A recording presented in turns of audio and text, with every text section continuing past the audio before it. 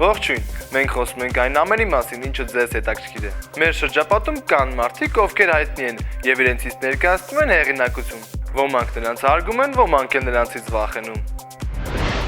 Ինչպես են ծնվում օրենքով գողերը եւ նույնիսկ թագադրվում։ Սոչիի օլիմպիական խաղերը եւ օրենքով գողերի հակամարտությունը։ Ռաֆիկ Բաղդասարյան, Սվորավ, 15 դատվածություն եւ 34 տարի ճաղերի ետևում։ Հայկական Կոզանոստրան Ամերիկայում։ Իտալական դասական մաֆիան կարող է նույնիսկ նախանձել։ Կարծիք կա, որ խորհրդային միության ձևավորման տարիներին հանրահայտ Ֆելիքս Էդմունդովիչ Դերժինսկին ստեղծեց օրենքով գողերի ինստիտուտը։ Մի պարզ նպատակով, որ վերահսկվի տարաբնույթ հանցագործ աշխարհը նոր ձևավորվող պետության ներսում։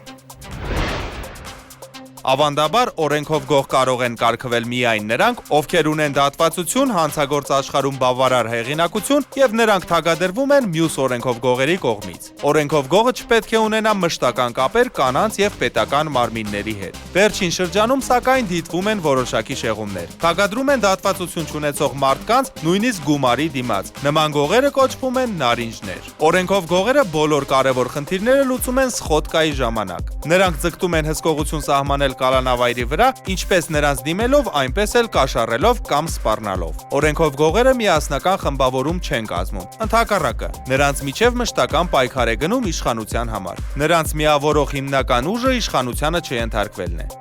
Հայտնի օրենքով գող Յապոնչիկի մահը գանգստերական պատերազմի հետևանք էր։ Եվ այժմ ռուսական ոստիկանության գերխնդիրն է թույլ չտալ, որ Յապոնչիկի մահը ավելի լայնածավալ պատերազմի առիթ դառնա։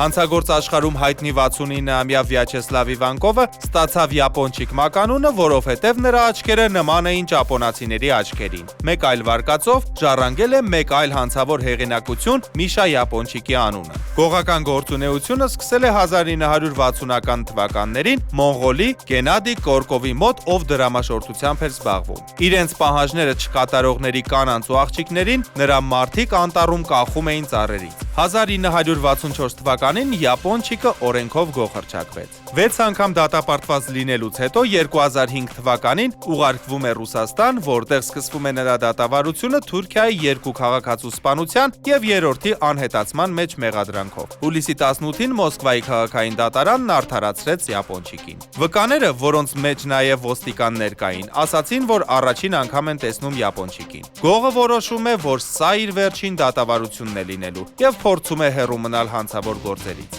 Սակայն թոշակառուի կյանքը օրենքով գողի համար չէ։ Նա կրկին ակտիվանում է, երբ հայտնի է դառնում, որ օլիմպիական խաղերին նախապատրաստվող Սոչիում միլիարդավոր դոլարի շինարարություն է լինելու։ Նման խոշոր շինարարություններում քրեականները մեծ մասնաբաժին են ունենում։ Պայքարն ընթանում էր օրենքով գող Դեդ Հասանի եւ վրացի Օնյանի Տարո խոշոր խմբավորումների միջև։ Դեդ Հասանը Ասլան Ուսոյանը ազգությամբ եզդի է, ծնվել է 1937 թվականին Վրաստանում։ 2009 թվականի դրությամբ Դեդ Հասանը համարվում էր Ռուսաստանի հանցավոր աշխարհի առաջնորդը։ Որպես հակամարտության հաշտարար, դատավոր են ընտրում Յապոնչիկին, ով բացահայտ անցնում է Հասանի կողմը։ Օնյանին դրա հետ չի հաշտվում եւ դիմում է ամենածայրահեղ քայլերի։ 2009 թվականի հուլիսի 28-ին Յապոնչիկի դեմ կատարվեց մահափորձ։ Նշանառուն արձակել էր 3 գնդակ, որից 2-ը վիրահատության ընթացքում հեռացվեցին, իսկ 1-ը չհաջողվեց։ Մարմնում մնացած գնդակի ծայրը եղել է փոքր-ինչ խարտած, ինչի պատճառով այն դարձել է կենտրոնախույս եւ պտտվելով մարմնում քայքայել է օրգանիզմի տարբեր մասեր։ Մահափորձից հետո Օնյանիի կողմնակից հեղինակությունների մի խումբ անցան Հասանի կողմը։ 2011 թվականի մարտին ռուսական կառավարությունը Օնյանիին հանձնեց Իսպանիային, այդ երկրի օրինապահ մարմինների խնդրանքով։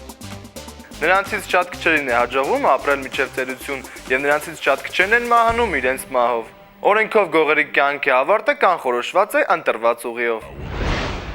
1992 թվականի հունիսի 23-ին առավոտյան ժամը 11:10-ին հիվանդանոցում առանց գիտակցության գալու մահացավ Սվորավը, 1930 թվականին ծնված Ռաֆայել Մկրտիչի Բաղդասարյանը։ Երիտասարդ Ռաֆիկը դպրոց գնացել է 8 տարեկանից։ Չնայած որ մեծ առաջադիմություն չուներ, սակայն շատ մարդամոտ էր։ Առաջին հանցանքը գործել է 11 տարեկան հասակում, իսկ 6-րդ դասարանից թողել է ուսումը։ 1944-ից 84 թվականներին բազմաթիվ անգամներ քրեական պատասխանատվության է ենթարկվել գողությունների, թմրանյութերի անօրինական պահպանման համար։ Ընդհանուր 15 դատվածություն է ունեցել, որոնք կրել է լիովին։ Բանտում անց է կացրել 34 տարի։ Սվորաֆը սիրում էր պարբերաբար խախտել բանտի կարգու կանոնը, երբեք ցուցմունք չի տվել եւ չի ստորագրել ոչ մի արձանագրություն։ Օրենքով գող թագադրվել է 1972 թվականին։ Նրա դերն առանձնակի մեծացավ 1988 թվականից, երբ մահացավ նրա մտերիմ ընկերը եւ հեղինակություն Վալերիան Կուչուլորյան, Պիսո մականմամբ։ Վերջին անգամ Բաղդասարյանին ձերբակալել են 1992 թվականի դեկտեմբերի 23-ին։